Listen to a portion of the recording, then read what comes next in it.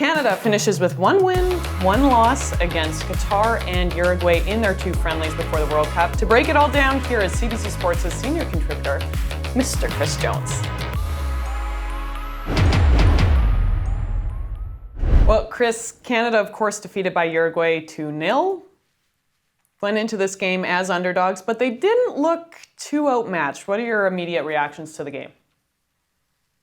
It was the result that I sort of was expecting. In some ways, it was the reverse of the Qatar game last week, with the Canada playing the opposite role. Like the team that should have won, and pretty convincingly. I've been looking at the chatter online, and people are trying to make it pretty positive that we hung in there against Uruguay. But for me, that game really exposed a lot of the gaps between Canada and the best teams in the world. They are real. They exist, and they're going to be tough to close between now and the World Cup in November.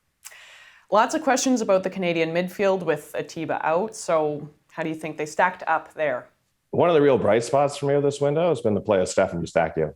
The midfield has definitely been thin, and it's a little worrisome with Atiba Hutchinson out. But Stefan has been, he's been dynamite in his club soccer. He's with Porto, one of the best teams in Portugal, and he's played really well, getting a ton of minutes.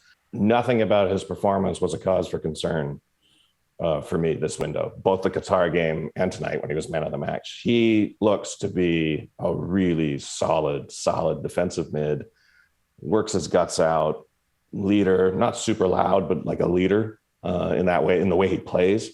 I just like him. I think he's just a guy that you sort of have a lot of faith in, a lot of trust in as a teammate. For me, Stefan Eustáquio is like maybe the brightest light of this window. There were a few turnovers. Borjan's ball distribution. Do you think that could be a potential problem in the World Cup? This has been so hard for me, Anastasia, because he is a lion. Milan Borjan has been an absolute hero during qualifying. Like every game he made a save, like changed the result. He is arguably this team's principal spiritual leader. He's the literal and metaphorical captain. I do not wish to take anything away from Milan Borjan. He's been amazing. But his distribution is really suspect. And in modern soccer, how a goalkeeper plays the ball, especially at his feet, is huge. And what I've been worried about for the last several weeks and months is that he is going to give up a howler that he gives up with his feet. And you can see Uruguay coming at him. Like, I am not a soccer genius in this regard. Everyone watching these games will be like, you know how we can get a chance? We can put some pressure on that guy. And they did it. And you could see sort of the faults in the ground there. And I don't think John Herdman would ever dream of starting anyone else in net. Maxime Crépeau is next in line, and he's had a terrific season with LAFC, and he's more modern in his approach than Milan. But man, it worries me. It worries me a lot. And that game did nothing to make me less worried about it. Canada, I really hope I'm wrong. I really hope I'm wrong. Well, World Cup is in about 15 minutes, so we'll see. But Canada's next match against Japan mid-November, what do you think that they'll be working on and focusing on to lessen some of those gaps?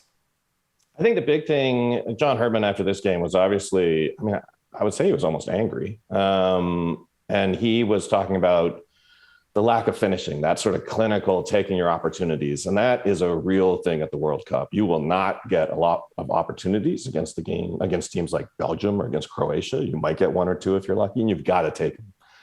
And Canada against Qatar, like 1-2-0, but could have been 4 or 5-0. And tonight there were chances that were opportunities that were just missed. You can't do it. And Japan is a really tough defensive team. They're super organized. I think Herdman will use that game as a chance to really try to work on goal scoring opportunities and clinical finishing. He's going to work on that final third. And Japan is a really good test for that because they're tough. It's going to be like picking a safe. And for me, that's the best opportunity of that game presents, is a chance to work on goal scoring. It's everything. You can talk about this game being only 2-0. Only 1-0 is a loss. And 3 losses will get you out of Qatar in a hurry. So they've got to get the ball in the back of the net. It's really simple.